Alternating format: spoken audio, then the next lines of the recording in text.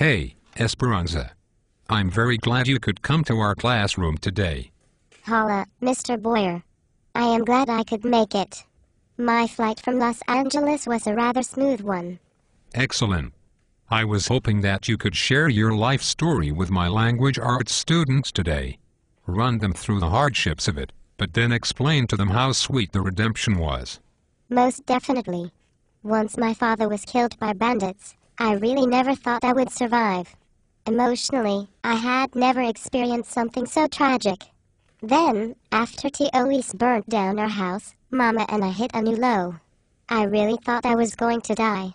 Did your grandmother's words of wisdom make you feel any better? Oh no. But she meant well, and I knew what she was saying.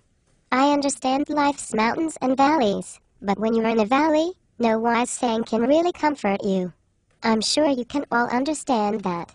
When you are upset, it is nice when people comfort you, but it really does not help. The emotional pain does not go away. I understand.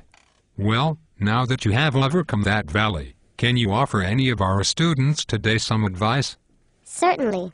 You really have to experience life's valleys to understand the mountains.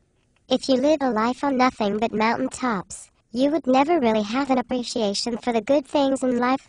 The valleys really define the mountains and the mountains define the valleys. Have you heard of Emily Dickinson, the American poet?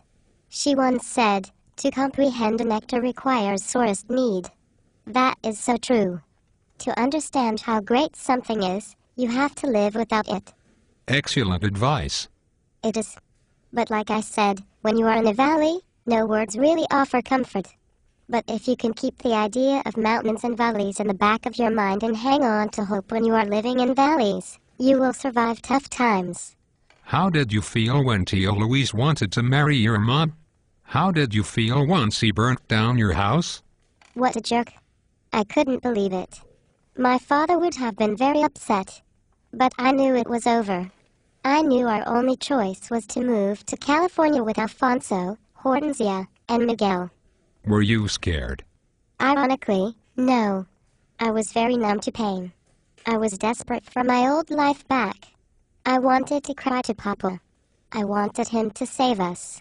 I didn't want to leave Abuelito behind, either.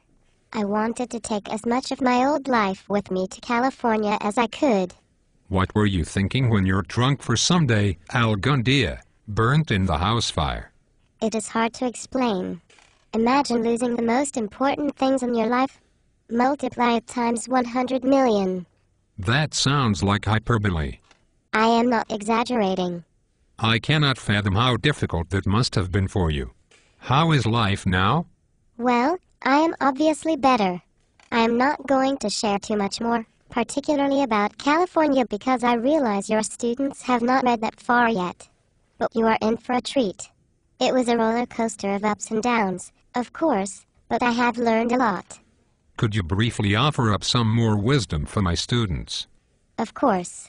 First, like my papa told me years ago, it is important to wait a while for the fruit to fall into your hand. Life is slow. Patience through adversity is important. That is so true. Also, there is no rose without thorns or life without difficulties. You have to live understanding that you are going to have to survive hard times. That is a hard lesson for young people. You are right. Lastly, you cannot be afraid to start over. If life offers up some drastic changes, accept and embrace them. Sometimes, they can actually make your life better.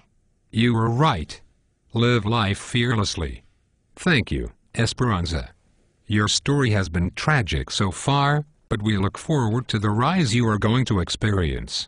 I hope all of my students take your story to heart and learn from your experiences. They will. Just continue to read the story with an open mind, students. Read with your own life in mind. How can you relate to my story? If you can make text-to-self connections, my story should be very empowering. Thank you again, Esperanza. I hope you have a safe flight back to California.